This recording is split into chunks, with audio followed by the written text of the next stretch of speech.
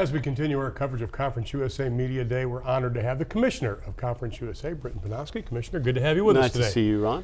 The landscape of college football and college athletics has changed so much over the last year. July 1st, when you looked at what was set for Conference USA, how pleased were you? You know, I can tell you we could not have scripted it any better. We have a group of universities that have a common mission. We share a sense of value. We want to be the best we possibly can be. We have a lot of new faces, but with that comes a lot of new energy. And we're kind of buoyed by that energy. So we're excited. We have really no idea who's going to win the conference this next year, but that's not our, we don't speculate about those things. We just kind of put the pieces together and see what happens. You talk about the energy, and we were talking about with the coaches from the East and some of the new coaches that are going to be part of Conference USA. There was a noticeable energy, not only among those who have been in Conference USA, but especially those that are coming into Conference USA. You know, it's fresh. I won't say we were getting stale, but I think this refreshing has been very good, not only for the schools that are ongoing members of Conference USA, but certainly for the new ones. We have great stories that we really didn't fully appreciate, but have an opportunity to tell now. We'll see some of these schools, Ron, take off the way some of our schools in the past may have once they get an opportunity to be exposed, and we very much appreciate what you do and what Fox does, providing exposure for the conference. So it's a great time to be the commissioner. I'm more excited now with the group of universities we have and the opportunity we have than I've ever been before. Do you think things are set right now, or do you see in the near future more movement? Well, I don't see movement in the near future. I think most people around the country are a little tired of the conference realignment. It was taxing. Things have stabilized, which is great. We're going to stay focused. We're going to be ready if change happens, but we're not in an active move of expansion right now. We're in an evaluation period. When you talk to the coaches, one of the things that excites them so much is the bowl tie-ins. You have 6 bowl tie-ins coming up again. Of course, the championship game in the Liberty Bowl, the Heart of Dallas Bowl. Talk about the bowl tie-ins. Well, we're blessed and always have been to be able to find a nice bowl home for all of our eligible teams. That's something that's been bedrock with the conference. So this year is no different. We have a great lineup. We have a long-standing relationship with the Liberty Bowl that'll obviously host our champion. We have some great destination bowls in St. Petersburg and Hawaii and New Orleans. We have a bowl here in Dallas, Heart of Dallas. So we have a great lineup this year. We have 6 bowl tie-ins going forward. Everyone's kind of working on their new bowl lineup, and so we're busy about that as well, and expect to have great things going forward. What is so impressive, and I've been around the conference since its inception, and Mike Slive was commissioner, as a matter of fact. I look at the football schedule now, and I see 80 games on TV between Fox and CBS College. That is an impressive package. You know, it's happened naturally. It's evolved. We have great partners, and you guys are at the top of the list, obviously.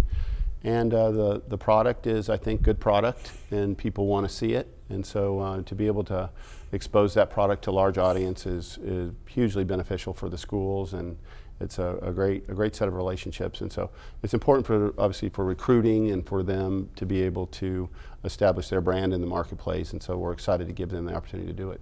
One thing that Conference USA has been very diligent about working on is the digital era, and going to the website and being able to stream things. We're streaming right now, of course, obviously. How important is that to get the word out in the brand name of Conference USA, to use that digital network? I mean, it's a tool, obviously a very powerful tool, because we're able to capture more content and deliver it to a worldwide audience, and it's cost effective, and we're able to touch and tell a lot of stories in ways that traditional TV, historically hasn't enabled us to do. And so we've always wanted to innovate and be on the cutting edge of that. I've got a great staff of folks who partner with our technology partners in developing really good content, and our schools have bought in.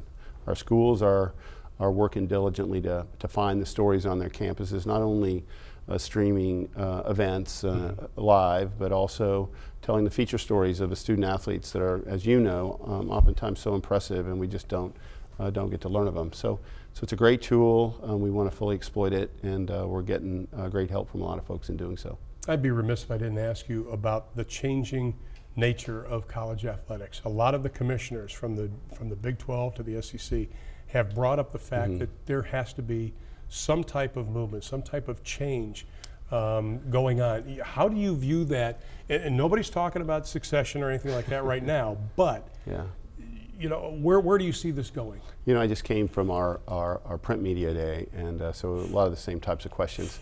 You know, I've been around now long enough to be able to have an appreciation for how college athletics has evolved, the pressure points external on college athletics, and frankly, there are a lot of problems that we're going to have to find solutions to, and we need to get busy doing that. The frustration I think you're hearing from others is a shared frustration. We all have it.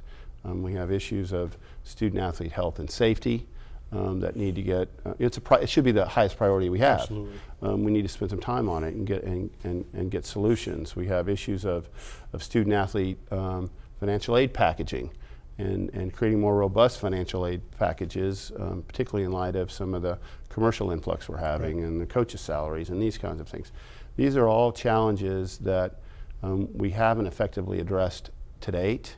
And I think what you're picking up on is a shared frustration, and certainly I have that as well. It sounds like everyone does, and there's talk of federations. And you know, it's almost like we've got to do something or we're going to lose what we have. Am I right in thinking that we've got to move forward, or as you mentioned, you know, about being not stagnant, but staying in one place? Yeah, I just think it's important for us to all take some ownership and responsibility for the long term of intercollegiate athletics, its relationship to higher education. And what we need to do is make sure that those that have the most equity in the system, those that are particularly challenged in ways that some others aren't, have a big voice. And you know, that's where the leadership is, and that's where, you know, we need to find a way to partner to find solutions. And so I think it's a healthy conversation, and one that's time to have. You know, we spend so much time on conference realignment. Maybe it's time to think in terms of some system realignment. So I think it's a good time for that. It's also a good time for Conference USA. Exciting year, looking forward to it. Commissioner, thanks for stopping by. Thank you, Ron, and thanks to John Heike and the rest of the folks here at Fox who do such a great job for us. All right, we'll be back with more coaches in just a moment.